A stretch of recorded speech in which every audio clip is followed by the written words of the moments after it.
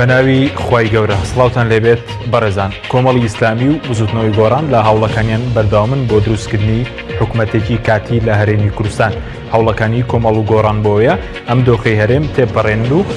ژیان و گوزەرانی خەڵکی کوردستانیش باش بکرێت بە میواندارێک لە بەڕێزان لە ستودیۆی سەرەکی هاوژین عومەر بەرپرسی ناوەندی هەڵبژاردننی کۆمەڵی ئیسلامی هۆشار عەبدوڵڵا نامی پەرلەمانی عێراق تاوتوێی ئەم پرسە دەکەین سەرەتا ڕاپۆرتێک دەبین دواتر لەگەڵ میوانەکانمان درێژە بەم پرسە دەبین. دۆخی هەرێمی کوردستان لە دوای شکستی سەرکردایەتی سیاسی کورد و ڕاگەیاندنی بەرەی ڕزگاری نیشتیمانی وەک خۆی ماوەتەوە کۆمەڵی ئیسلامی و بزوتنەوەی گۆڕان لە دوای ڕووداوەکانی 16 ئۆکتۆبر داوای حکوومەتێکی کاتی دەکەن کاتیدا دۆخی بژێوی هاوڵاتیان چارەسەر بکرێت و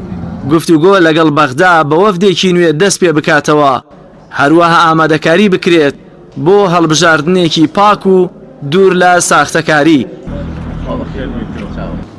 کۆمەڵ و گۆڕان دەیانەوێت بەرەی ڕزگاری نیشتیمانی پارتی و یەکێتی و کەسایەتی سیاسی و شارەزاشتیدا بەشدار بن بەڵام تا هەنووکە پارتی بە فەرمیڕەتی کردوێتەوە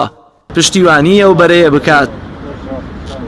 ئێمە پرۆژەیەکمان هەیە لەگەڵ یەکگرتووی لەگەڵ کۆمەڵی ئیسلامی و زائیدەن لەگەڵ دکتۆر بەرهەمە ئێمە بتوانین بە هاوکاری پارتیویەکێتی ئەم حکوومەتی کە ئێستاە حکوومەتێکی کاتی واتە ئینتیقالی بۆ ماوەیەکی محەدەد لە 6 مانگ یا وەکو پەرلەمان وتوەتی لە 8 مانگ زیاتر نەبێت بتوانین حکوومەتێک دابمەزرێ وەکو حکوومەتی کاربەڕێکەر و هەموو ئەو ئیشانەی کە هەیە بۆ هەڵبژاردنی داهاتوو جێبەجێ بکەین. پارتیویەکێتی دەیانەوێت ئەمە لە ڕێی هێزەوە بێت بەڵام کۆماڵ و بزوتنەوەی گۆڕان و زائیدەن هاوپەیمانەدەی کاک بەرهەم ئەیانەیە لە ڕێگەی حیوار و گفتوگۆ بێت حیوار و گفتوگۆ بەردەوامە لەسەر ئاستی هەرێمایەتی لەسەر ئاستی ناوخۆ و لەسەر ئاستی دەریشەوە. من پێم وایە پارتی دموکراتی کوردستان شکستێکی گەورەی بەسەر هاتووە هەچیە ڕەت کاتەوە و ڕەتی دەکاتەوە من پێم وایە هیچ قیمەتێکی سیاسی نییە پێویستە پارتی دموکراتی کوردستان بەسەر خۆیان بشێتەوە ئەگەر بەسەر خۆیان نەچێتەوە ئەم ئاژبەتاڵی کە کردیان لە دوای 16 ئۆکتۆبرەوە هیچی لە ئاژبەتاڵەکەی 75 کەمتر نییە بۆیە من پێم وایە پارتی نابێ بۆ هێزەی هەیەتی بڕوانێ یاوەکو سەیری هێزەکانی تر بکە هێزی گەل لە هێزی پارتی و لە هێزیشتی گەورەترە. گۆڕانکاریە ناوخۆیەکانی هەرێم پەیوەستن بە سیاسەتی وڵاتانی زلهێز و لە دوای پشتیوانی ئەمریکاش بۆ حکوومەتەکەی نێچیروان بارزانی و قوبات تاڵەبانی ئێستا فشارەکان لە ناوخۆ و دەرەوە بۆ ڕاگەیاندنی حکوومەتێکی کاتیە تا هەڵبژاردننی داهاتوو. ئێمە بۆ گۆڕانکاری لە کابینەی حکوومەت هەرێمی کوردستان پێویستەیەکێتی و پارتی دوجار مل بن بۆ خواستی شەقام و خواستی گەل کە گۆڕانکاری لە خودی کابینەی حکوومەت هەرێمی کوردستاندا و ئەگەر ناپێویستمان بە فشاری دەولی هەیە بۆ یەکەم حکوومەتە گۆڕانکاری تیا بکرێ و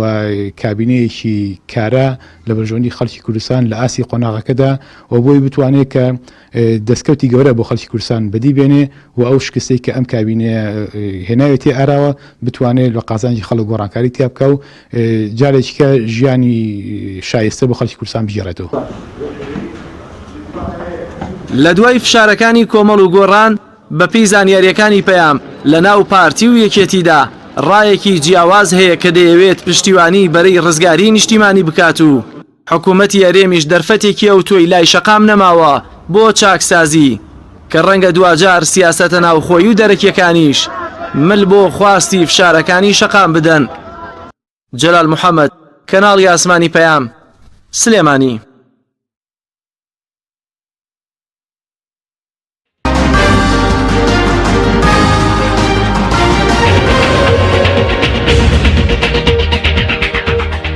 دووەرە سڵاوتان لێبێت بەڕێزان سوپاس بۆ میوانەکانمان بەخێر بێن سوپاس بە ئامادەبوونتان کاک هۆشارەگە سەرتا لە بەڕێستانەوە دەست پێ بکەین سەبارەت بە مەسەلەی گۆڕانکاری لە هەرێمی کوردستان پێتان وایە گەر گۆڕانکاری نەکرێت دەتوانرێت ئەم قۆناغی کە بەسەر هەرێمی کوردستان هاتووە تێبپەڕێنرێت؟ لە ڕاستیە ئەو شکستە سیاسی کە لە بەرەنجامی ریفرەندۆمەوە بەسەر هەرێمی کوردستان و بەسەر ئەزمموی باشووری کوردستانە هات من بۆ خۆم و پێم وایە کۆمەڵانی خەڵکی کوردستانیش چاوەڕێیانە کرد بەوەی کە مەسلەی پرسی گۆڕانکاری و پێداچوونەوەی ڕیشەیی و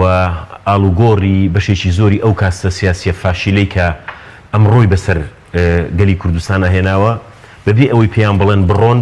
ینی بەبێ ئەوەی هیچ کەسە پێیان بڵێ بڕۆن ئەوە خۆیان بڕۆنوە لە ڕاستیە پێم وایە مایەی شوورەیی و شەرمە حکوومەتێک کابینەیەک گروپێک سیاسی بەهۆی ئەم ڕیفراندۆمەوە پشکستێکی ئەسکەری گەورەیان بەسەر پێشمەرگەدا هێنابێت بە تایبەتی لە 16 ئۆکتۆبەر و ڕۆژانی دواییە و شکستێکی اقتصادی گەورەیان بەسەر ئەم هەرێمەدا هێنابێت و شکستێکی گەوری ئیرادەییان بەسەر ئەم میلەتەدا هێنابێت بەڵام هێشتا چاویان لەوە بێکە و ڕووی ئەویان هەبێ بڵێن ئێمە ئەمانەوە بمێنینەوە و ڕووی ئەویان هەبێ بڵێن ئێمە ئەبێ ئەم کابینەیە بەردەوام بێ و ڕووی ئەویان هەبێ بڵێن نەخێرەم هیچ گۆڕانکاریەک ناکەین. لە ڕاستیدا دیدی بزوتنەوەی گۆڕان و لە پاڵیشیدا کۆمەڵی ئیسلامی بۆ دروستکردنی قۆناغێکی نوێ قۆناغێکی انتقالی وەلو من بۆ خۆم ملاحەزاتی وردم هەیە لەسەرەوەی کە قۆناغی انتقالی ئەبێت چی بێ و حکوومەتی ڕزگاری نیشتیمانی ئەبێت چی بێ بەڵام لە هەموو حاڵەتێکدا دۆخێک هەیە کە لە کوردستانی عێراقدا چ پێش ڕیفراندۆم چ دوای ڕیفراندۆم شتێک نییە کە پێی بوترێت یەکدەنجی یاخود یەک گوتاری یاخود تەبایی سیاسی لە نێوانی ئەو لانە سیاسیانەی کە هەن بۆ ئەوی بگەینە قۆناغێکی نوێ سەرەتایەکی نوێ دەست پێ بکەین ئەبێ هەوڵ بین کە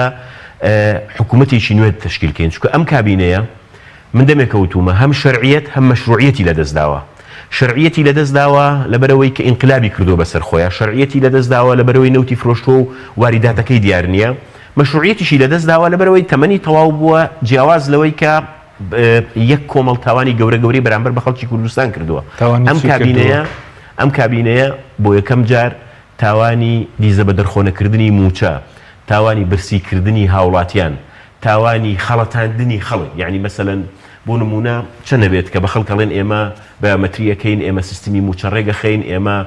قائمەی موچە پاگەکەینەوە لەو هەموو بندیوار و ساختەکاری و دزی و فزیکەتیایەتی ئەو هەموو خانە نشین و ئەو هەموو بە جوملە دامەزراندنی خەڵکو و ئەم هەموو بندیواری کە کردویانە بۆ حیزب بۆ ئەشخاص بۆ عەوائل ئەمەشیان نەکرد ئێستا ئاخر جار کە قائمەکان ناردۆتەوە بۆ بەغا نفسی ئەو قایمە هەڵاوساوە پرساختەکاریان ناردۆتەوە کە بۆ ئەوەی کە حکوومەتی عێراق نەتوانێت موچە بە لەبەرەوە ئەم کابینەیە لە ڕاستیدا لە زیاتر لە ئاستێکە کاتی ئەوەی هاتووە بڕوە نە کاتی ئەوەی هاتووە بڕوە لە ڕاستی کاتی ئەوەی هاتووە بدرێ بە دادگا یعنی پیاوێکی وەکو نێچیروان بارزانی پیاوێکی وەکو قوبات تاڵەبانی و زۆرینەی وەزیرەکانیان معدا مجموعەیەشیان کە من پێم وایە تا ڕادێکی زۆر توانیوانە باش بجوڵێن على الأقل بەشایەتی خەڵک هی ئەوەن کە بدرێن بە دادگا یعنی بۆ نمونە پیاوێکی وەکو ئاشتی هەورامی هی ئەوەی 100 جار بێ بە دادگا بۆ نمونە کەم دادگا بۆ نمونە دادگای هەرێمی کوردستانی ناولێنەی دادگای گەلی ناولێنەی ڕۆژێک دێت یعنی من بۆ خۆم پێم وایە حەقا ڕەنگە دوا بکەوێ بەڵام بزر نابێ بە کوردی و بە کورتی من بۆ خۆم پێم وایە دۆخی دوای ئەم شکستە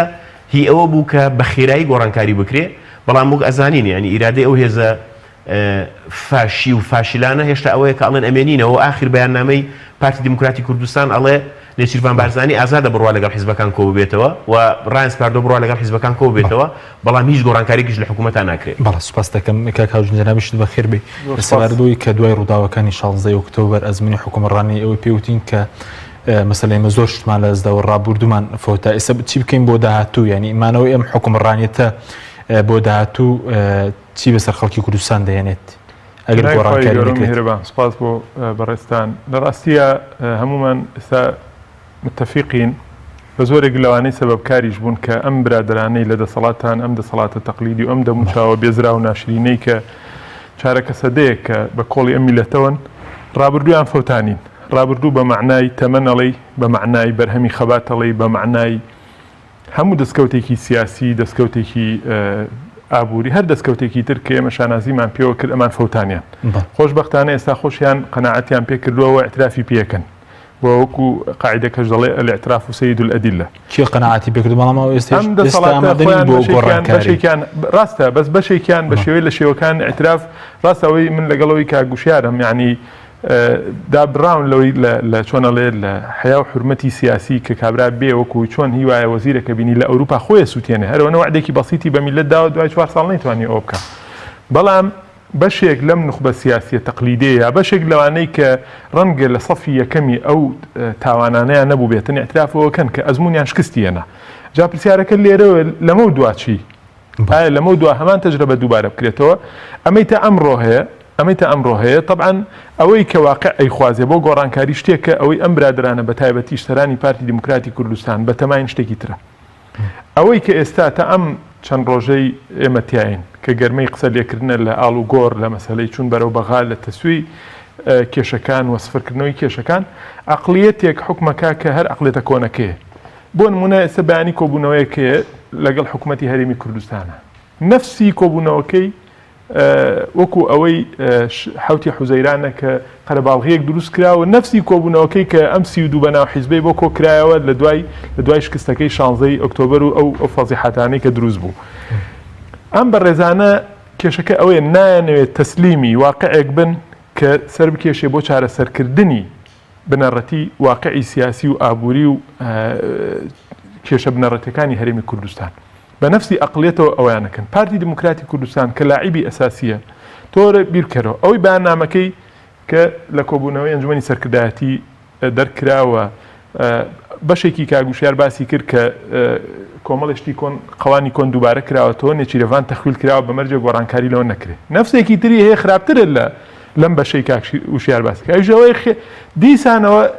لایەکی تر تۆم تاوانبارەکە بەچی بۆی خیانەتی کردووە بۆ یەکەم جارە کورد ڕوبەڕووبوونەوەیەک دەکا نایڵێ خوێنی زۆری تیا بڕێژێ کوردی تیا بکوژرێ ڕۆڵی کوردی تیا بکوژرێ کەچی پارتی نایەنێ بە خیانەت تۆ سەری ئەقڵێتەکە هەر ئەمان ئەقلێت حکومەکە ئەوەی لە 16 ئۆکتۆبەر مەهماکەن هەر کەسێت تەسەڕفێکی سیاسی فەردی بوو بێ شخصی بوو بێ بەڕاستی من ئەگەر 100% ئۆکەی نێمێ بەڵام پێم شتێکی باش بووە لانی کەم دایان و سەدان کوڕیتری کورد لە کەرکووک و ناوچەکانی تر بە بەلاژ نەدران بە کوشت لەوەیە ئەو شتە کراوە کە ڕەنگە بە مەسلحەتی خەڵکەوە بوو بێ پارتی دیموکراتی کوردستان نایەنێ خیانەت بۆیە ئەم ئەقڵێتەوامان لێ ئەکات کە ئێمە پێمان وابێ ئەگەر ئەم بەڕێزانە دیسانەوە بنەوە بە کۆمەڵێک دەموچاو لەسەر تەختەکە لەسەر عەرشەکە دانیشتنەوە نەفسی معادلەی ڕابردوو دووبارە ئەبێتەوە ئێمە ئێستا کۆمەڵگەی ئێمە واقعی ئێمە چییە خوازێ من لێتان ناشارمەوە واقعی هەرێمی کوردستان بەلای منەوە لە واقعی لیبیا دەچێت دەوڵەتی لیبیا چێ دوای ڕوخانی معەمەر قەزافی لە هەموو وڵاتانی تر کە بەهاری عەرەبیتیانە ڕووی دەدا خەڵک هاواری دەکرد الشعب يريد إنشاء إسقاط النظام واتە نظامێکی ستەمکار و فاشی هەبوو خەڵکەکە دەیزە و نظامە بڕوخێ بەس لە لیبیا خەڵکەویچی الشعب يريد إنشاء النظام خەڵک لێ هاواری دەکرد ئەمانەوەی نظام دابمەزرێ نظام دروست بکرێ چونکە لیبیا دەستوری نەبوو لیبیا وەکو عەقڵیەتی قەزافی نزیک بوو لە عەقڵەتی بارزانیەوە عەقڵیەتی قەزافی هاتبوو بۆ پارێزگاری لە بنەماڵەکەی دەوڵەتی دروست نەکرد پایەکانی دەوڵەتی بە شێوەیەکی گشتی لە ڕووی نظام و ئەنزیمە و قانون ئەوە نەکردبوو بارزانیش لانی کەم لە تەمەنی دەسەڵاتی خۆی و برازاکەی و کوڕەکانی و نەوەکانیان نەیهێشتو ئەم وڵاتە بێ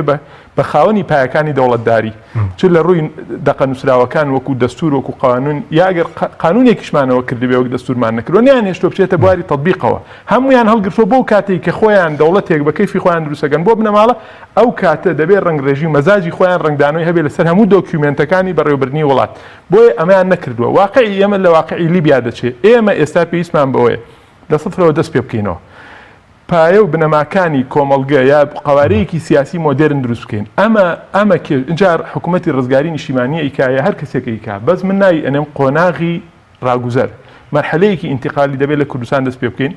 و ئەم بەڕێزانە مەرج نییە هەمویان ئاوت بکرێن بەڵام بەڕاستی یەکێک لە بنەماکانی ئەو مەرحەلە ئینتیقالی دەبێت تاوانبارە سەرەکیەکان دادگایی بکرێن هەبێ بێن تۆڵەی ئەم 25 ساڵە ئەم 30 ساڵیش چۆنەڵێ درۆکردن بەتاڵانبردن کوڕکوشتن نەوەکوشتن مستەقبەل سووتانن هەر شتێکی تر ناوی ئەنێ ئەمانە تۆڵێمانیان قەزایەکی عادلانەیە لێ بکرێتەوە بەڵام دوور ئێمە بۆی کەمانە دادگای بکرێت ئەزاین چۆنە ئێمە منجام بۆ باسی مەسەلەی لیبیاکەم ئێمە بۆ چەسپاندنی ئەم بنەمانە ئێستا لە هەموو کات زیاتر پێویستمان بە پشتیوانی کۆمەڵگەی نێودەوڵەتیە پێویستمان بە ویسایی دەولی و بەڕعایەتی دەولیە ئێمە ئێستا کۆمەڵ بێت گۆڕان بێ لە بەرامبەر کۆمەڵی هێزاین ئەم هێزانە ئەو عەقڵێتەکەیەتی تا دوێنێ ئامادەی هەموو تەنازولێکە بۆ عەبادیەی کە خۆی ئەڵێ مفلیسە خۆی ئەڵێ دیکتاتۆرە خۆی ئەڵێ تائیفیە خۆی ئەڵێ ناتوانێت دەوڵەتداری بکە خۆی ئەڵێ ناتوانێت پانتۆڵەکەی هەڵکێشێ باشە بەڵام ئامادەی هەموو تەنازولێکی بۆ بکە بەڵام ئامادە نییە تەنازول بکە تا ئێستا دکتۆر یوسف بچێتەوە سەرۆکایەتی پەرلەمان بکە ناڵێ وەزیرەکانی گۆڕان بڕواتەوە ناڵێ هێزەکانی تر بەشدار بن لە قەزەکە بۆیە ئێمە بەڕاستی ئەم مەرحلە اینجا هەر کەسێک دەیکا چکە من قەنەعەتم وایە ئەم شتە با ئێمە زوڵمەکە لە کۆمەڵ و گۆڕان بەتەنها نەکەین ئێمە لەبەردەم معادلەیەکی ناوخۆییان لە تاقە و توانای کۆمەڵ و گۆڕان گەورەترە و بەڕاستی ڕەنگە ئێستا ئەوەش نەخوازیێتەوە بێ شتێکی جەماواری بکەی هەزاران کەسی تیا بکوژرێ چکە واقعی کوردستان هێشتا مایەتی بگاتەوە ئێمە دەبێت فرسەیەکی تر بین ڕێ بە کۆمەڵگەی نێودەوڵەتی بن هاوکارمان زۆر باش بەڵام دواتر قسەرەسەرەوەی کە کۆمەڵگەی نێودەوڵەتی پشتگیری ئەم حکومەتە دەکاتێن بۆ ئەمریکا دواتر قسەی لەسەر ئەوە تقریبا پیشاندانی جانبێکی قەزیەکەی کۆمەڵگەی نێودەوڵەتی کە ناوی قوباد و نێچیرێنە معنای ئەوەیە ئێوە ئەم شش حەومانگەی ماوتانە ڕاستە ئێوە سەرۆک و جێگرن ئێمە مامەڵەتان لەگەڵەکەین بەڵام بە مەرجی کاراکردنەوە تەفعیلی پەرلەمان بە مەرجی مشارەکەی حەقیقی هێزەکانی تر بە مەرجی ئەنجامدانی هەڵبژاردن لە 2010 بە مەرجی گفتوگۆکردن لەگەڵ بەغا لە ژێر سایەی دەستورە ئەم خۆ ئەمانەشی تایە ئەمانە ئەم مبتەدایە خەبەریشی هەیە بۆی ئەمە واقعی کوردستانە ئێمە ئەگەر بەم ئەقلەتەی کە تا ئەمڕۆ ئیشەکە و بۆ ئەقلەتەی کە کۆبوونەوە سبینێت لە حکومەتی هەرێم بەڕێوە با قەرەباڵغیەک دروستەکە بۆی نازانم تووشی ئەم نەخۆشیە بوون یعنی دائیمەن دەبێ جاری وایە چارەسەر لایەکێکە بەڵام ئەو یەکێک تێکەڵی 50 کەسەکان 2 دقەی بەرناکەوێت ئەم ئەقلەتەی کە ئەمڕۆ بەیانیش حکومەکە ناتوانێت بمان گوازیێتەوە ئیداری مەرحلەی ئینتقالی لە سپاس دەکەم کاک کوشەر سەبارەت بەوەی کە بۆ ئەم دۆخەی ئێستا پند لە ڕووداوەکانی ڕابردوو ئەوەی کە ڕوویداوە وەرگیراوە بۆ گۆڕانکاری لە ڕاستیە من بخۆم پێم وایە ئەوانەی کە ئەو ڕووداوانەی کە ڕوویدا و لە ڕابردووشە لە ڕاستیە ینی مەسەلەن چ لە ئەگەر ئەم مێژووی حزابی کوردی لە شخصەکانەوە ینی با بڵین بێنی تا ئێستا من بخۆم پێم وایە بە بەردەوامی هەڵەی لە دوای هەڵە دووبارە کردوتەوە جاری تری ژوتومە پارتی هەڵە ئەکا بە مۆدل یعنی هەر هەڵەیەکی استراتیژیەکە جاناوی لێنەی خیانەت یان هەڵی استراتیژیان هەشتێکی کا بە مۆدل مەسەلەن جاری تری ژوتومە لەگەڵ ئێرانە دەستی تێکەڵ کردو دوای لەگەڵ تورکیا کردوێتی دوای لەگەڵ باسی سەدام حسێنی کردوێتی ئەمە بەشێک لە هێزەکانی تریش بە هەمان شێوە کەمترین تەجروبە لە ڕاستیە کەمترین پند لە هەڵەکان وەرەگیرێ و تۆ دیقەتیش بدە یعنی لە دوای ئەم ڕووداوانەی کە ئێستا ڕوویدا لەبری ئەوەی ئەمانە بێن اعتراف بکەن و باس لەوە بکەن بڵێن بە فعلی بۆ نمونە بارزانی ئێستا هەر وتارەکانی خۆی بۆ لێ بێتەوە لە مەلعەبەکان کە قسەیە کرد کافیە بۆ ئەوەی بڕاتۆ ماڵەوە دابنیشەی ترجاریش کە باسی سیاست نەکە تازە بە تازە هاتۆ دیسان تهدیدی ئەمریکاکە بە علنی ئەڵێ ئێمە بە علاقاتی خۆمانە ئەچینەوە لەگەڵ ئەمریکا هیچ کەسێک ئەمە ناکە هیچ سیاسێک ئەمە ناکە یعنی ئەگەر هەتا ئەگەر بیەوێ بە علاقاتی خۆی لەگەڵ ئەمریکا بچێتەوە ناچێ ئیعلانی کات چونکە ئەمریکایە یعنی سەیر ئەمانە من وەختی خۆی کە مستەشارەکانی بارزانی مەبینی تهدیدی لێ کاتە پیاوێکی وەکو من هەورامی تهدیدی ئێرانیش و تورکیاش و عێراقیش و سووریاشیە کرد ئەمە دۆ بێ کاک مەسعود گوێی لەم قسانە نەبێ بەس تێگەیشتم کە کاک مەسعود لە کاکی من وێرانترە یعنی قصدم ئەوەیە کە بە فعلی ئەمانە نەکنایانەوێ دەرس وەربگرن نانەوێ ئەعتراف بکەن بەوەی کە هەڵەیە ئەزانی کاک حەکیم تۆ تا ئەعتراف نەکەی بەوەی کە شتێکت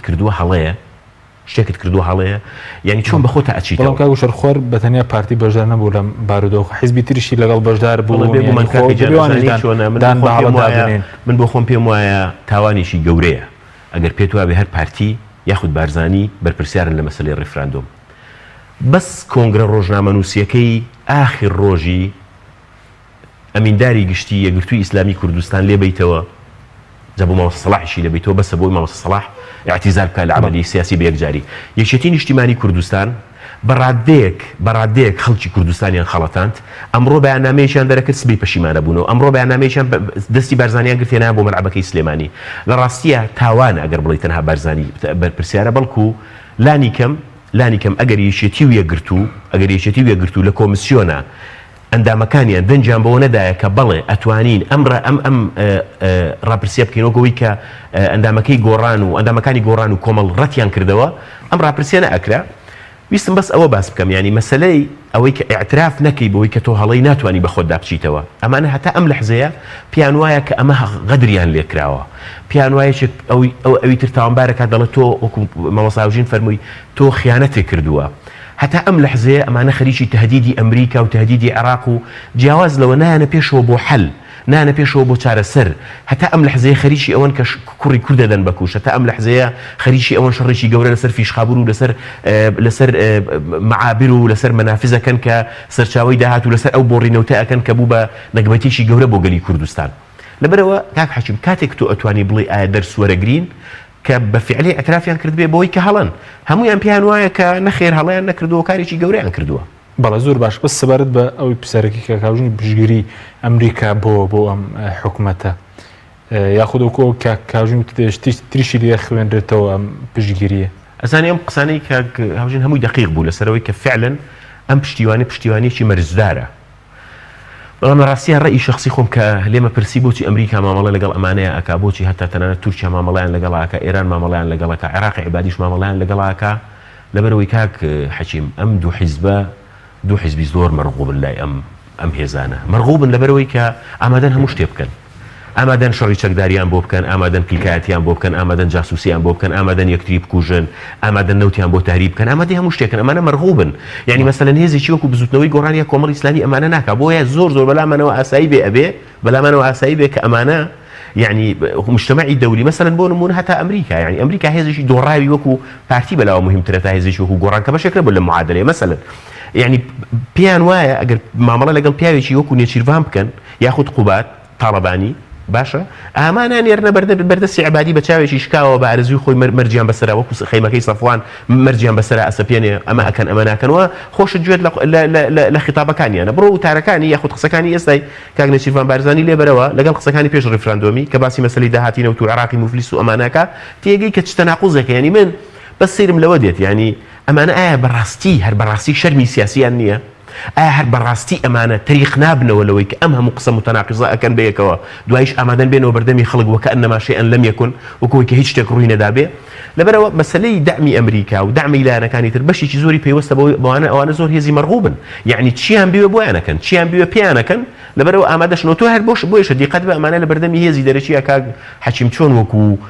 خەڵکی زۆر ترسنۆک و خەڵکی زۆر بەزیون بۆ ناوخۆی هەرێمی کوردستانیش بۆ دژی گۆڕان و بۆ دژی خەڵکی کوردستان و بۆ دژی کۆمەڵ و بۆ دژی هێزەکانی تر چەند هێزیێنن بەڵام یەکشت هەیە زۆر گرنگە بەڕاستی ئەوەی ئەو معادلەی لە کوردستانە ئێستا وا هێشتۆتەوە بە تەنها پارتی نییە ئەمەشیان ئێستا کە خەڵکی کوردستان مەترسی گەورەی لەسەرە ئێستا کە کۆمەڵ و بۆ نمونە ئێستا کە کۆمەڵ و گۆڕانداوی حکوومەتەکەن داوای هەڵۆشانە ئەو حکوومەتە ئەکەن بۆ نمونە هەتا ئەم لە حزب برادرانی یەکگرتو بە هەموو توانای خوان و پشتیوانی حکوومەتە ئەکەن تەناقوزەکە لەکوێیە دژیەکە لەکوێیە هەر برادریی یەکگرتو جارە من ڕێزی زۆرم هەیە بۆ قاعیدەکە بەس بە ئەوە تەواوکەم هەر ئەندامێکیان لیانە پرسی ئەڵێ ئەم حکوومەتە چۆنە ئەڵێ حکوومەتێکی هەتا بڵێ بێکەڵکە ئەڵێ کاکەی بۆ دژایەتی ناکەی بۆ ناڵی با هەڵبۆشێتەوە بۆ ناڵی با گۆڕانکاری تیا بکرێ ئەوە تەبەن ئەبێ لە خوان بپرسی لەبەرەوە ئەوەی ئەم دۆخەشی ئێستا هێشتۆتەوە وەکو خۆی لە ڕاستی هەر پارتی و بارزانی نییە هاو ئاوازەکانی شێتی بەڵ سپاس دەکەم کاک هاوژین سەبارەت بووی کە بەرەزووتت تا ئێستاوان ئامادەی گۆڕانکاری نین بەڵام هیچ فشارێک بۆ نمونە لە بەردەم کۆمەڵ و گۆڕان لە بەردەم شەقامە بۆەوەی کە گۆڕانکاری بکرێت کە بەرەزووتی ڕەنگە گەرم جۆرە حکومڕانی بەردەوام بێ درێژە بە حکومڕانی ڕابردوو دەدەین کە شتێکی ئەوتۆ بە خەڵکی کوردستان نەکراوە زین خۆی گۆڕانکاری لە شەو ڕۆژێکان ناکرێ یعنی ئەوەی کە تۆ ئێستا پێ دوا بێ ئەمان لە 16 ئۆکتۆبەرە کێشەیەکیان دروست کرد تۆ لە 1970 بتوانی ئەوە بکەیت مەسەلەی ئەم پرسیارە جدیە کە لە کۆمەڵ و گۆڕانەکرێ و بۆچی لە کۆمەڵ و گۆڕانەکرێت لەبەرەوەی خەڵک هیوای پیانە بۆ لە یەکێکی تر ناکرێت لەبەرەوەی لانی کەم ئەمان سابقیان نییە و دەستیان نییە لەو وێرانکاری و تاڵانکاری و لەو هەموو خراپەکاری کە لە کوردستانە ڕوئەدا بەڵام بەڕاستی بەتایبەتی مەسەلەی جوڵانی شەقام تۆ ئێستا بیاعتراف بە شتێک بکەیت تا ئێستا هەر سێ چوار محافەزەکەی کوردستان بە یەک نەمەت جم و جۆڵی سیاسیتیان نییە بە یەک نەمەت مەسەلەی ئازادیتیان نییە بە یەک جۆر ئەوە نییە هەر جم و جۆڵێک کرابێ لە ڕابردووە سیرەکەی لە دەڤەرێک بۆ لە دەڤەرێکی تر نەبووە ڕاست ئەمە هۆکاری خۆی هەبووە ڕەنگە ئێستا باشتر بێ لەو کاتە بەڵام بەڕاستی کارتی جەماوەر ئەبێ ئەخیر کار بێ کە تۆ فڕی دەدەی چکە تا ئێستا ئێمە هیوامان بۆیە کۆمەلگەی نێودەوڵەتی بێ هاوکارمان بێت لەوەی کۆمەڵەشت بکرێ ئەمە بەڵام هاوکار نییە بۆ نمونە ئەزانین چۆنە خۆی قسەکەی کاک وشیار زۆر تەواوە یعنی ئەمەی کە ئێستا یەکێتی و پارتی ئەیکەن بۆ کۆمەلگەی نێودەوڵەتی تەنانەت بۆ عێراقێکی فاشیلی شار بە زمانەکەی خۆیان ئەگەر باسیکەین خەڵکی تر نایکا نمونەی وەکو حوسنی مبارەک و کێوکیە کە هەردوای خۆشیان یەکیان تێ هەڵان و دەریان کردن چکە ئەوان وڵاتیانە فرۆش بەخەر بەس لە پێناوی مانەوەی خۆیانە ڕاستە ئەمە مەرغوبن بەڵام بەڕاستی ئێمە هێشتا هیوایەکمان هەیە کە بۆ نمونە ناڕەزایەتەکان زۆرتر بن کۆمەلگەی نێودەوڵەتی بێت قەنەعەت بە ئەو بکاوی سایەکی دەولی ئەوە بکە خاڵێکی تر هەیە کە ئێمە بەڕاستی ئەم نیقاشە کردومانەوە دراسەشمان کردووە نەبێ ئێمە خەمسار بین ئێمە کۆمەڵ گۆڕان یا نوخبەی موسەقەفین و نوخبەی هەرێمی کوردستان ئێستا ئەمان سامانی وڵاتیان لە دەستداوە خاکیان لە دەستداوە ئێمە ئێستا ئەگە لە شەو ڕۆژێکە حکوومەتی ڕزگاری نیشتیمانیش دروستکەین بە کۆمەڵ و گۆڕانیش بەبێ هیچ کەسێکی تر بەبێ هاوپەیمانەتەکەی دکتۆر بەرهەم بەبێ خەڵکی تەکنۆکرات و نیشتیمانی ئەم وڵاتە ئێمە لە شەو ڕۆژێکە لە ماوەیەکی دیاریکراوە کە ئەو خەڵکە چاوەڕوانی لەسەر هەڵچنیەوە ناتوانین نەخاکی بۆ نەسامانی دزرایشی بۆ بێنینەوە بۆیە بەڕاستی ئێمە پێویستمان بە مەسافەیە کە تا ئەم حکوومەتە جەزای تاوانەکانی خۆی وەرەگرێتەوە یعنی لە شەو ڕۆژێکە ئێستا من حکوومەتیشم بەنێ ڕەنگە مەسلحە دوا بێ یەکسەر نەمەوێت ڕاستە دەبێ حکوومەت لەگەڵ ئەو تەرحین کە حکوومەت هەڵۆشێتەوە من لە ناو کۆمەڵیشا لەگەڵ ئەوەم ئێمە یەکەم کەس بین کە نوێنەرەکانمان لە حکوومەت بێنینە دەرەوە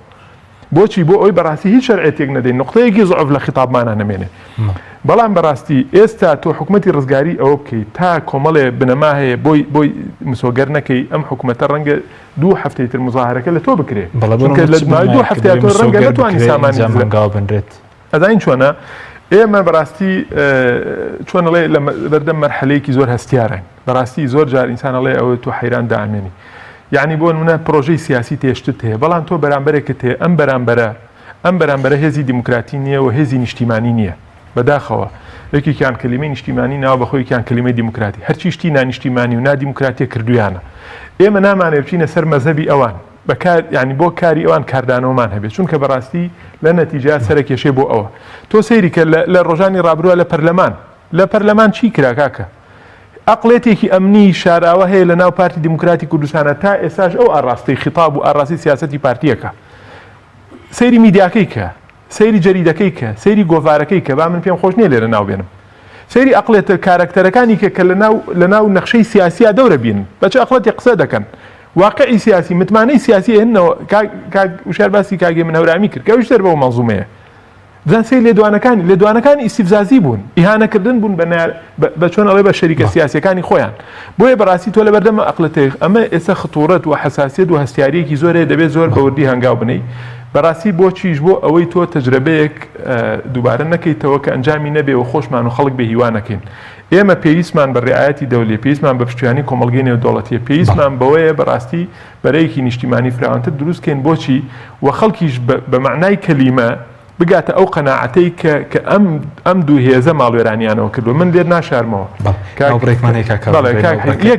ئێمە تا ئەم دقیقەیەشە زانین ئەو جیاوازیە گەورەی کە هەیە لە نێوان لیستی موچە لای عبادی و لیستی موچە لە هەرێم کە نزیکی دوو بەرامبەرە یعنی لەوێ 682,021 کەسە هەیەی لێرە ملیۆنێک و ئەو نانی ڕێک ئەوە نەیتر هەیە لێرە کاکە دەبێ بزانی زۆرینەی زۆری ئەوانە بندیوارن زۆرینەی زۆری ئەوانە مستەفیدن یعنی ئەتوانی بڵێ لە ساسی کۆمەڵگەی کوردی تا ئێستاش ئەوایلەکانی پارەی بندیوار و معاشی بندیوارەخوا یعنی بۆ نمونە ئەمە یەکێکە لە کێشەکان تۆ دەبێ زۆر بە وریایی ئەو مەسلەی جوڵانی جەماوەر و مەسلەی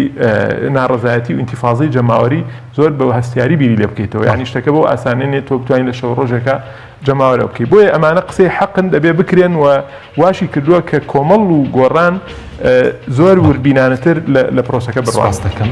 بەڵێ بینەرانی بەڕێز دوێ ناوبڕی دەگەڕێنەوە بەرنامەی ئەمڕۆ بە سپۆنسەری کۆمپانیای ئەسێ بۆ بازرگانی مۆبایل شیری ئەڵتونسا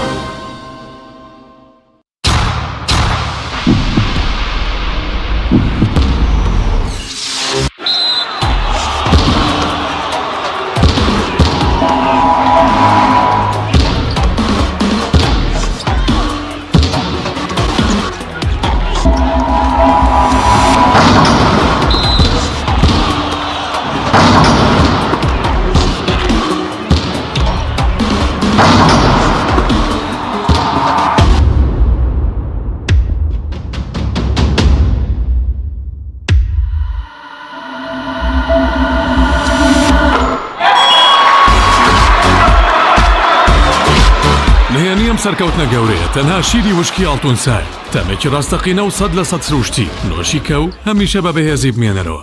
نوێترین ئۆفەر لە کۆمپانیای ئەسێەوە ئێستا مۆبایلی زیرەکی ئەسێ Q5S 4G LTE کە بە فینگرپرینت کار دەکات بە قستی مانگانەی تەنها 59,000 پێشەکی و مانگی تەنها 14,000 دینار نوێترین مۆبایلی زیرەک و پێشکەوت و بە نزمترین نرخ بۆ تۆی خۆشەویست ئەسێ Q5S 4G LTE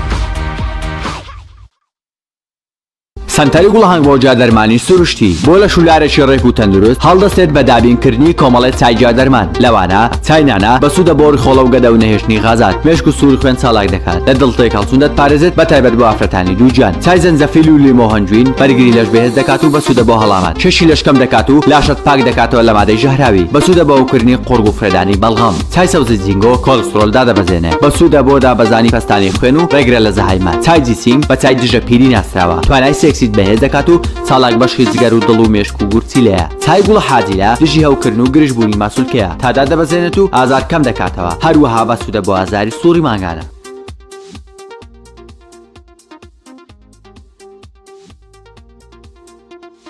کۆمپانیای دنیا دیکۆر کۆمپانیای دنیا دیکۆر ئامادەیە بۆ دانانی دیکۆراتی ماڵ و شوێنە گشتی و حکومیەکان کۆمپانیای دنیا دیکۆر هەڵدەستێت بە دروستکردن و دانانی کەوانتەر و ژووری نووسن و ئۆفیسی گەشت و گوزار و جبسم بۆردی مەغریبی و کاغەزی دیواری ئیتاڵی و تەختەی ئەرزی تورکی و ئەڵمانی و جیاکردنەوەی هۆڵ بە HDF و MDF و داری سروشتی کۆمپانیای دنیا دیکۆر دنیایەک بۆ دیکۆراتەکانتان ناونیشان سلێمانی فەرعی یەکەم شەقامی بازنەی مەلیک مەحموود بەرامبەر پارکی مەلیک مەحموود فەرعی دووەم شەقامی بازنەی مەلیک مەحموود بەرامبەر سۆپەرمارکێتی ئاڵتون فەرعی سێیەم ناوچەی پیشەسازی یەک بەرامبەر تاقیگەی بیناسازی کۆمپانیای دنیا دیکۆر تۆپ ئارت تاکە بریکاری تۆڕی میدیایی کۆمەڵ بۆ دروستکردن و بڵاوکردنەوەی ڕیکلام تۆپ ئارت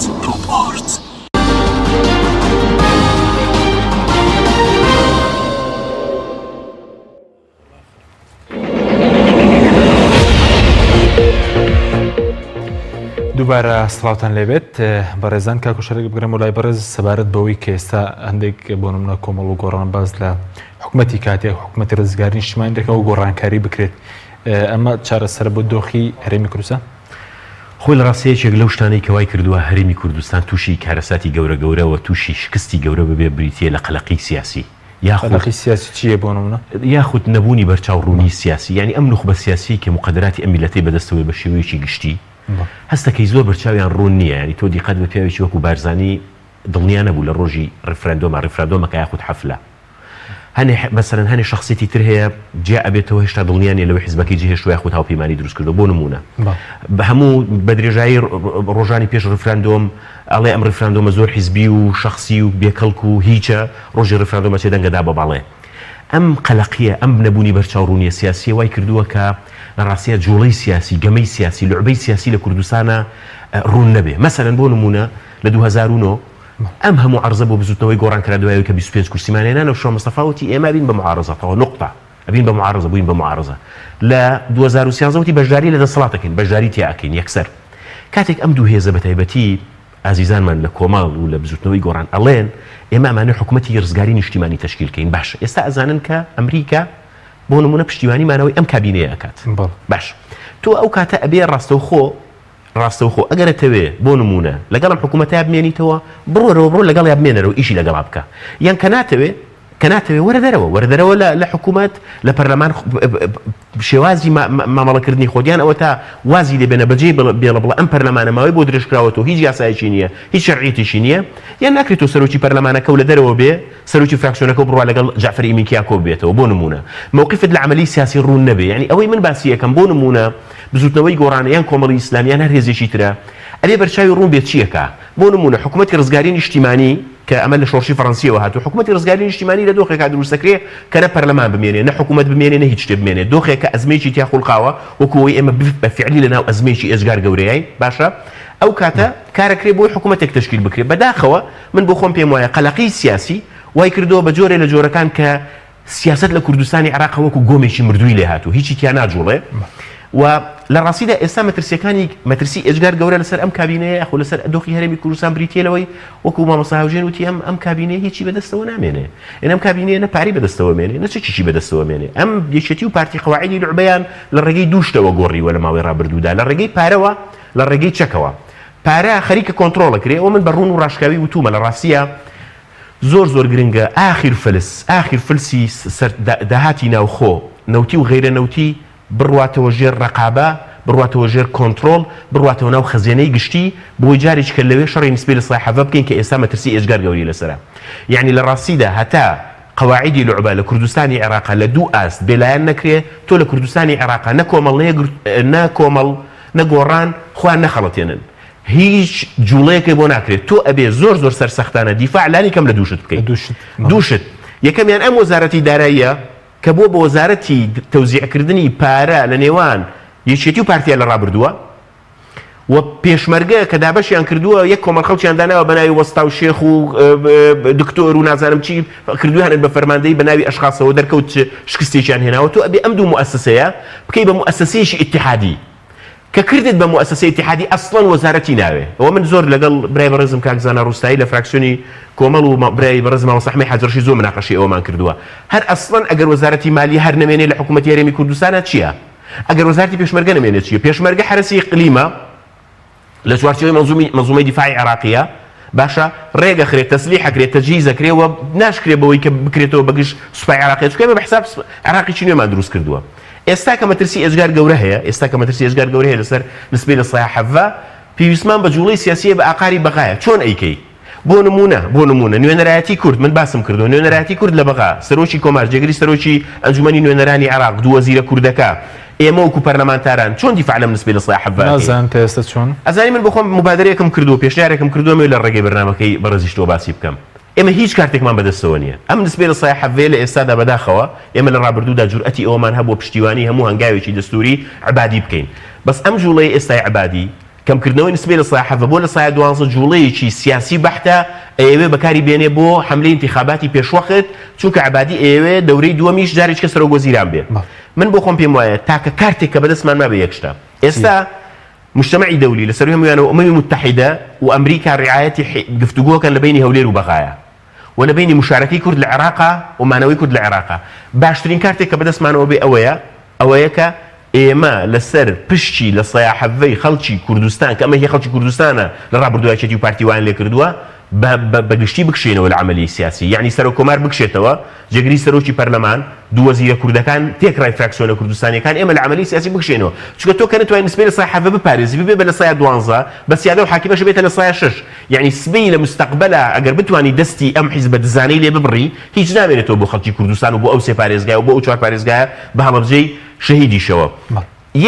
یەکێک لەو شتانەی کە ئێستا مەترسێکی گەورەیە ئەوەیە لە ئەنجومەنی وەزیرانە ڕێکشەمەی ڕابردوو کاک حەکیم کۆبوونەوە کراوە دەنجی لەسەر دراوە دوو وەزیرە کوردەکە دەنجیان لەسەر نەداوە عبادی لەوێنە بۆ جعفەری سەرپەرشتی کۆبوونەوەکەی کردووە بڕیار دراوە کە عبادی سەڵاحیەتی ئەو هەیە بە دەستکاری بکات ئەگەر عبادی نسبەی لە سایە 12 بنێرێ بۆ پەرلەمان من لێرەوە داواکەم کە ئێمە هیچ شتێکمان لەناو پەرلەمانە پێ ناکرێت چونکە ئێمە سەڵاحیەتی تەنها تەنەقولمان هەیە سەڵاحیەتی ئەومانێ جاریش کە چونکە گەر هەر دەستکارێکی نسبەی هەرێمی کوردستان بکرێ تەبعاتی مالی ئەبێ لەبەرەوە هەر کەناردیان بۆ پەرلەمان بەم شێوازە بوو کورد پێویستە لە سەرۆشی کۆمارەوە بۆ خوارەوە لە عملی سیاسی بکشێتەوە تۆ بۆ نمونە مەبەستم چییە مەبەستم هەرویستم ئەوێنێ تاوەکەم کاک حەکیم تۆ ئەبێ بەرچاوت ڕوون بێ بەرامبەر بە عێراق نسبەی لە سایە حەڤەیە لە سایە 12 ئەمە هەنگاوە ئەمە ئاکتە ئەمە جوڵەی سیاسی فەرمووەرە بەنسبەت بەرامبەر بە هەولێریش بە هەمان شێوە پێی ئەڵێم کاکە من لەمە دووە شێوازی دابەشکردنی موازنەم بەم شێوازە قبول نییە وەک ڕۆستا هاوژین وتی چیتر قبولی ناکەین قائمەیەکی موچە کە پڕپڕێتی لە لاهەنگری حیزبی پڕپڕێتی لە تەسەور کە ئەمڕۆ کاک حەشیم بەس بە ئەو بەتەواوکەم ئەمڕۆ پێشمەرگەیەکی قارەمان کە لە سەردەمی شاخە لە شاخ بۆ هات بۆلام لە نووسینگەی سلێمانی پەرلەمان باسی لەوە کرد فەمە برایەکیشی شەهیدە برایەک یەکێکە لە شەهیدە هەر دیارەکانی ئەم شارە ئەڵێ ئەو کەسەی کە فیشەکی ژێرسەی پێوەیە کە جاش بووە لەگەڵ ڕێزمە فیشەکی پێشمەرگەی پێوەیە پلەکەی لە من بەرزترە لەناو قائمەی خانەنشینی پێشمەرگەیە یعنی تەسەور کە ئەمانە هەتا احترامی ئەو خەباتەش ناگرن کە لە شاخ کراوە پڕپڕیان کردووە لە ناوی وەهمی پڕپڕیان کردووە لە بندیوار ئەبێ ئەمە بەرچاوت ڕوون بێ بۆ نمونە کۆمەڵ و بزوتنەوەی گۆڕان ئەبێت تا ئێستا شەڕی یەکەمیان پاکردنەوەی ئەم موچەیە ئەو قائمەیە بێ ئەبێ بە قوبا تاڵبانی و بە نەچیروان بارزانی بڵێن ئەم پێش عبادی ئەبێ ئەوان بە نێچیروان بارزانی بڵێن ئەو لیستەی ناردووتە بۆ بەغا لیستێکی باتڵە سوپاس دەکەم کاکاوژین سەبارەت بە وەفدەی کە کوشارش باسی کرد ئێستا پێ دوای دەبێت کێ و توێژ لەگەڵ بەغداد بکات کێ نوێنەرایەتی خەڵکی کوردستان دەکات بە تایبەتی بۆ مەسەلەی موچە پێ دوای گەر گۆڕانکاری لەم حکوومەتە نەکرێت کێشەکانیشمان لەگەڵ بەغداد چارەسەر نابن زین چۆنە خۆی هەر ئەوەی لە دوانانەی نێچیروان بارزانی لە چەند ڕۆژی ڕابردووە سێ ڕۆژە باسی کردوتی ئێمە ئەگەر بەغدا لە ساحەفەکەمان بۆ بنێرە بەم سۆگەری ئامادەین هەموو سەرچاوەکانی داهاتی بینە هیچ قیمەتێکی بۆ دیژنەی مفاوزاتی ژنێشتێتەوە من سيرم لێ بەیانی کۆ بنەوە لەژێر ڕعاەتی حکوومەت باز لەوە کەنیا لە ئەنجومەنی وەزیران کۆمیتەیە دروست بکرێ لەگەڵ حیزبەکان و بۆ ئەوەی شتێکی دەستەجەمعی بۆ بەغا تۆ ڕقەکانە فرێداوە کارتەکانە فرێداوە و کارتەکانی ژەم و کارتی سوتاون ئێ بۆ لە شەڕا خەڵک شەریکەکەی بەس لە خێرەکە تەریکەکەی هەر بۆ نوکتەیەکی خۆش دەڵێن سایقێکی ئاوە چۆن دەڵێ سەرکێش ینی سیارەکەی لێ خروتیان کاکەم ئاوە لێ مەخڕە ئاوە قڵپمانەکەیتەوە کاکە هەر بە قسەی کەسی نەکرد کاکە سیاقەتم مەزبوطە لێ لە دەستی وەریگرت لە دەستی وەریگر بۆ سەر خۆڵەکە خەری بە تەقلە بڕاتی کاگەحمەی شێخاوەڕێ ئامە دەستۆ کاگەحمەی شێری توێڵات تا لەسەر جادە بوو نەدا بە منیش لەسەر خۆڵەکە نامێ ئەم خەڵکی ئێمە بە کاگەحمەی شێخ تێگەن ینی بۆ نمونە تۆ سێری کە ئێمە 3 ساڵەکی بە کۆمەڵ و گۆڕان و ئەو هاوفیکر و هاوپڕۆژانەی کۆمەڵ و گۆڕان ناکرێ پارتی نایکە ینی چی نەکرا یعنی تۆ داواکاری گشتی هەیە لەژێر دەسەڵاتی پارتیە من دوێنە شۆبیرم لەو کرەوتارێ بنووسم یان ئەم داواکاری گشتی هەر ئیشی ئەوەیە ئامر بالقەبض بۆ نایرە سیاسیەکانی پارتی دەرکا بە دوێنێ و پێرێشەوە بۆ ڕابوون معروفی دەرکا یعنی تۆ چیت پێ نەکردم ئێستا ئەتەوێت لەم شەڕێ کە تۆ هەموو کارتەکانە سووتانوە کاکە ئەوە شەوای کردووە جگە لە قەلەقەکەی کاگوشار باسێکە ئەوە شەوای کردووە کە من ئێستا پەلە نەکەم لەوەی حکوومەتەکە لە بنەوە داوای هەڵۆشانەوەی نەکەم بۆچی بۆ ئەوی جارێ ئەمە جەزای خۆی وەرگێ خەڵک ێتە سەرجادە بالۆ بێتە سەرجادە لە من نێتە سەرجادە تۆ کە ئەڵی کاکە من هەموو شتەکانە دەمیتە چ پێویست بەوەی خفەرم خۆت بڕۆبزانە ئەتوانی بیکەی یان نا کە نەتوانی با بە فعلی هەموو کەس بزانێ هەموو دنیا کاکە تۆ وەجێکی قەبیحی وەجێکی خەڵک مامەڵە لەگەڵ ناکا وەجێکی خۆفرۆشی وەجێکی خاکفرۆشی سامانفرۆشی هەموو شتێکی وەرە دواوە کاکە ئەوە بکە بۆیە بەڕاستی من قەناعەتم وایە قەناعەت ڕاستە ئێمە لە هەموو ئینەکانە لەو شتانەی کە تەجاوزە بۆ ئەساسیاتی حیاتی ئێمە بۆ تەجاوزاتی مافە دەسوورەکانی ئێمە لەگەڵ هەموو لایەنەکە یەکڕیز بین بەڵام بەڕاستی کەلیمەی یەکڕیزی ئێستا زۆر جار وەکو هەر شتێکی تر کە باسی کەلیمەیەکی حەقە یوراد بها الباطل یعنی بەڕاستی ئەوەی کاکە دیسانەوە ئێمە بچین خڕبینەوە لەسەر مێزێک لە دەوروبەری زەلامێک کە خۆی هەموو کارتەکانی سووتانەوە ئەمەکە یەکڕیزی لە کوردستان ئەوەیە کاکە جارێ ئەساسەن لە کوردستانە من باوەڕم بە حکوومەت دابەشکردن نییە چکە حکوومەت دەسەڵات نییە لە کوردستانە دەبێت دەسەڵات دابش بکرێت دەسەڵات بدرێتەوە لەسەر و هەمووی بە کۆمەڵگە دوایەوە ئەو شەریکە سیاسی فعلیانەی هەن ئەوە بکرێت اینجا کۆمەڵێ موسساتی نیشتیمانیمان هەبێ ئێستا هێزی یەکێتی و پارتی نییە کاکە ئەوە غەڵەتێکی زۆر گەورەیە ماڵێن هێزی هەفتا و هێزی هێشتا ئێستا کاک کۆسرەت لیواکەیە جوڵێنێ بۆ کەرکووک کاک مەحموود سەنگاوی نازام لیواکەی ئەبا بۆ گەرمیان کاک منسوور بارزانی فەرماندەی لەشکری 1 و 2 نازام گوڵان و کاک ڕەوان بارزانی برای کاک نێچیر فەرماندەی لەشکری ئەوەنە و کاک منسوور بارزانی یعنی تۆ وەرە سەیری کرد لە دوای 16 ئۆکتۆبەرەوە فەرماندەی گشتی هێزی پێشمەرگە هەبوو جار و بار قسەیەکێ کرد و بە دڵی پارتی ئەوەش نەما بوو بە دەستگای ئاسایشی هەرێمی کوردستان ڕێک بوو بە منسوور بارزانی کە هەموو لێدوانەکان سەبارەت بەو ڕوبەڕووبوونەوەی پردێ و ناشەکانی تریژ هەموو ئەوەیدا ئێمە بەڕاستی لەبەردەم خانوویەکی بێتاپۆی کۆناین ئەم خانۆی بێتاپۆیە گە ڕاستی تێ دەبێ بڕوخێ ئەبێ بڕوخێ ئەنجا هەموو قسەیەکی کاکنۆشیروان بە ڕەحمەت بێ قسەیەکی جوانی هەبوو بیرم کەوتەوە ئەو لە ژیان تانا دیفاع لە دوو کەس مەکەن یەکەم لە تەلەبەی تەمەڵ دووەم لە خانووی تەجاوز و بێتاپۆ يعني ئەم دوانە بە حیاتی لەسەر حەق نین تەجربەی ئێمە تەجربەی کە باسم کرد لیبیایە کاکە مەسعود بارزانی نامەکە ئەنێرە بە حساب دەست لە کارە کێشێتەوە لە نامەکە ئەمرەکە ئەڵێ نابێت دەستگای سەرۆگادی هەڵوەشێنەوە چکە بۆ دایناوە ئەم تەکتیکەی ئەم 6 مانگەیان سەر بگرێ بۆی دیسانەوە بێتەوە بە کۆڵی میلەت زۆر کەماوە کوردی چۆن یەکریزی دروست بۆ نمونە یەکریزی ئەوەی هەموو شتێک بچێتەوە مەجرای خۆی باسمان کرد مەرحەلەیەکی ئینتقالی دروست بکرێ ئەم وەشە قەبیحانە دوور بکەونەوە و بەڕاستی هەم بۆ نمونە ئێمە بە ڕعایەتی دەولی بین دەستور ئەوە بکەین سوپایەکی نیشتیمانی دروستکەین قەزایەکی سەربەخۆ هەبێ بەڕاستی محکەمەی کۆمەڵێ تاوانبار و خۆفرۆش بکەین ئەوانەی کوردیان بەم ڕۆژە گەیان بێن کاکە کۆمەڵێ مەسائل کاکە فرەی حەقیقی هەبێ یعنی هیچ شتێک چۆن ئەڵێ هەموو دەسەڵاتەکان هەموو سەرچاوەکانی هێز بە داراییەوە بە قووەتەوە بە ئەمتەوە بە ئیسیغا هەمووی بێن بە کۆمەڵگە کاکە ئێستا ئێمە پێویستمان بەوە هەیە من لە شوێنێکی لە مەحفەلێکی سیاسی و داوام کرد ئەمە پێچوانەی هەستی نەتەوەی نییە ئێمە پێویستمان بەوەیە لە ئێستایە لەم دۆخیشکزایە تەنازول لە قسەیەک بکەین لەوەی کە ئێمە دەوڵەتی سەربەخۆ دروستکەین ئەو بانگەشە درۆیینە نەتەوەیە ئەوە بکەین ئێمە بانگەشەی دروستکردنی قەوارەیەکی سیاسی مۆدێرن بە احترامگرتنی معایرە دەولیەکان بنیاد بنین ئەم بانگەشەیە بکەین بۆ ئەوەی خۆمان قەتیز نەکەین و ئەم شیعارە بێ بەمای خۆ دەوڵەمەندکردنی خەڵکێک وەکو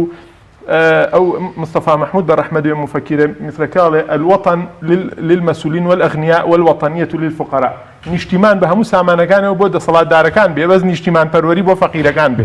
ئێمە دەبێت نیشتیمانێک دروستکەین نیشتیمانی قوارەیەکی سیاسی مۆدێرن بێ دوای هەموو لایەک بتوانن لەبەردەم کۆمەڵگە و لەبەردەم قەزا و حکمی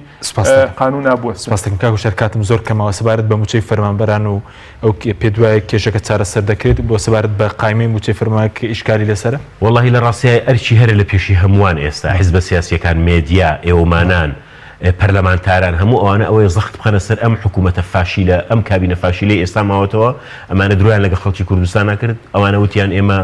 بایۆمەتریمان کردو ئەوانە وتیان ئێمە قایمەمان پاک کردوتەوە ئێستا ئەو قایمەیان نردووە کە قایمەیەکە پڕپڕێتی لە خەڵکی بندیوار پڕپڕێتی لە فەزایی پڕپڕێتی لە خەڵکی وەهمی پڕپڕێتی لە خەڵکی حیزبی و لە ڕاستیدا ئەمانە وا ئەکەن کە هەموو سێکتەرەکانی تر قوربانی بن سێکتەری سەحا سێکتەری تەربیە سێکتەری خوێندنی باڵا هەموو سێکتەرە حەیویەکانی تری مجتەماع و ئەمانە ئەگەر ڕازگۆن بۆ چارەسەری موچەی فەرمانبەران لێرەش وەڵامێک بۆ نەچیروان بارزانی کاڵ ئێمە بەسمانە کێشەی فەرمانبەران چارەسەر بکرێ ئەبێ خەریکی هیچ نەبن ئەسڵەن واز لە کۆبوونەوەی حیزبی بێنن واز لە کۆبوونەوە لەگەڵ پەرلەمانتاران بێنن بڕۆن دانیشن ئەم قایمانە پاکەنەوە کە ئاسانە پێم وایە و خۆیان ئەزانن و تەنانەت ئەزانن ئەم ئەزانییان کردووە کاک حەچیب ئەمانە ماوەیەک دو ساڵ بە دو ساڵ حکوومەتیان ئەگۆڕیەوە من ڕقمەکانم لایە بەروارەکانم لایە کاتەکانم لایە کە حکوومەتیان نەئەگۆڕیەوە پێش ئەوەی فلان سەرۆک بێ بە جوملە بە هەزاران کەسیان تەقاعود دەکرد کە ئەم ئەڕۆیی ئەمی تر ئەهات ئەویش کە پێش ئەوەی بڕوا بە هەزارانی تری تەقاعود دەکرد بە ئەم ناوانە لابرن ئەم ناوانە لابرنەوە هەوڵ بن کە قایمەیەکی مرتب معقول تەقدیمی بەقا بکەن بۆیە خەڵکە موچە وەربگرێ چونکە لە ڕاستیە ئێستا ئەرچی هەرە لە پێشی هەمومان داکۆچکردنە لە موچەی خەڵکی کوردستان و داکۆچکردنە لە پشتی هەرێمی کوردستان لە موازنە چارەسەر نەکرێ موچە گرفتی بۆ دروست زۆر بە کورتی کاتنەوە واللهی ئەزانی من هەموو جارێ لەگەڵ مامۆستا ئەحمەدیشان مناقەشە زۆرەکەم یعنی ئەوانە بە ڕادیەک ئالۆسکانویانە بە ڕادیەک دەزانانە ئەم بەردەیان خسۆتە گۆمەوە هەرچێکەکەی ناتە دەرەوە یعنی هەرچێکەکەی نازانی چۆن دەرچێ بدۆزینەوە بۆ چارەسەر زۆر سپاس بۆ بەڕێز شەر عەبدوڵڵا ناوی پەرلەمانی عێراق هاوژنەمەر و سیناوەندی هەڵبژاردنی کۆمەڵی ئیسلامی کە لەم بەرنامەیە لەگەڵ مام سپاس بۆ میرانی بڕێز سپاس بۆ هاوکارانم خواتان